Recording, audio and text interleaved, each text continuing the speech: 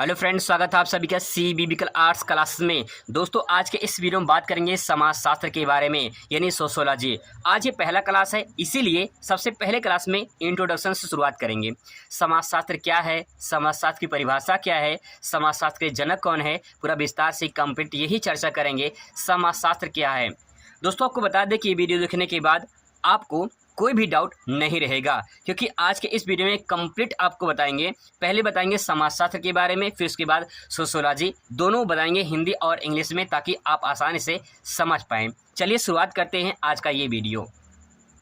दोस्तों, पहले आप जब किसी शब्द को पढ़िए, अगर उस शब्द का मतलब आपको समझ में ना आए तो उसे दो भागों में डिवाइड कर दिया जाए तो आसानी से समझ में आ जाएगा, जैसे संधि विच्छेद होता है।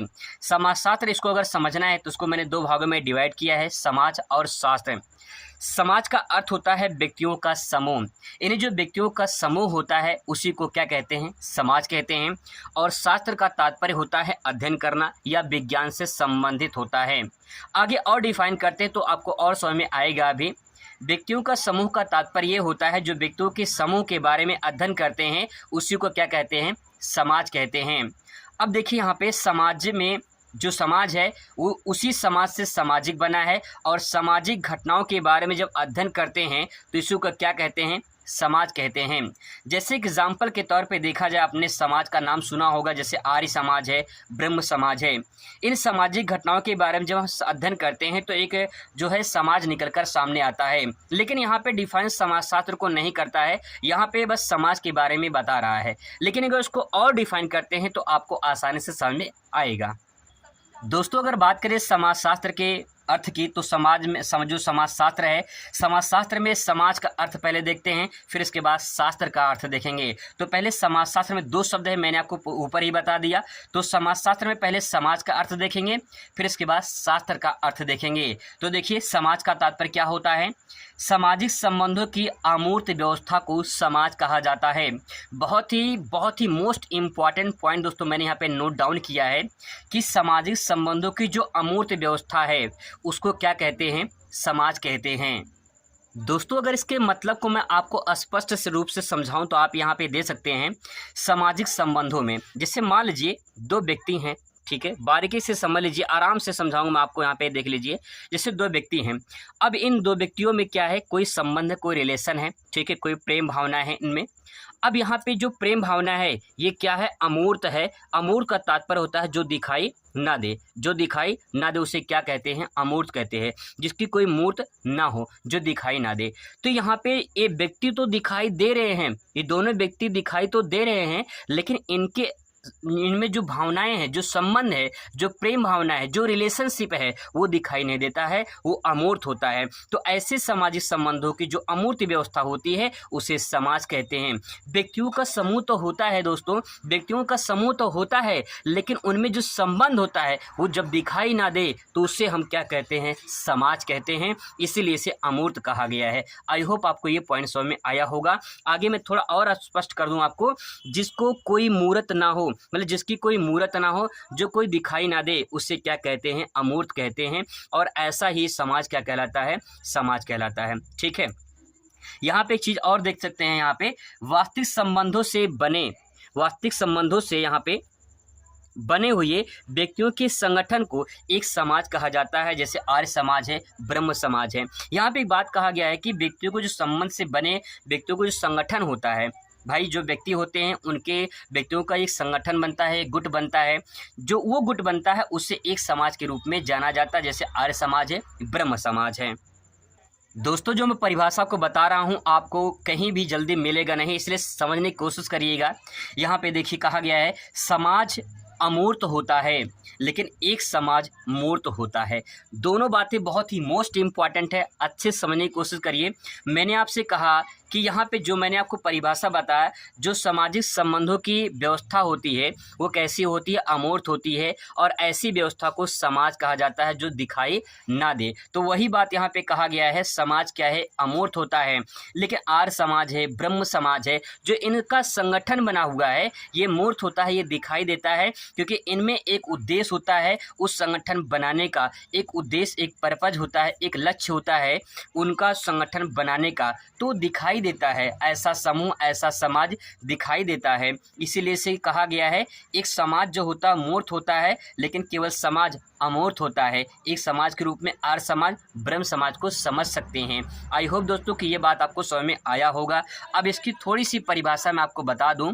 यहाँ पे देखिए, समाज ऐसा संबंध है, समाज ऐसा संबंध है जिनसे कि लोग परस्पर जुड़े रहते हैं। सामाजिक संबंधों को देखा नहीं जा सकता, अर्थात वे अमूर्त होते हैं। वही बात दोस्तों यहाँ पे लिखा गया है परिभाषा में कि समाज जो होता है ऐसा संबंध होता है जिनसे लोग परस्पर जुड़े रहते हैं। आपस में जुड़े तो रहते हैं, लेकिन वो जुड़ना उनको दिखाई, मतलब समाज को दिखाई नहीं देता है।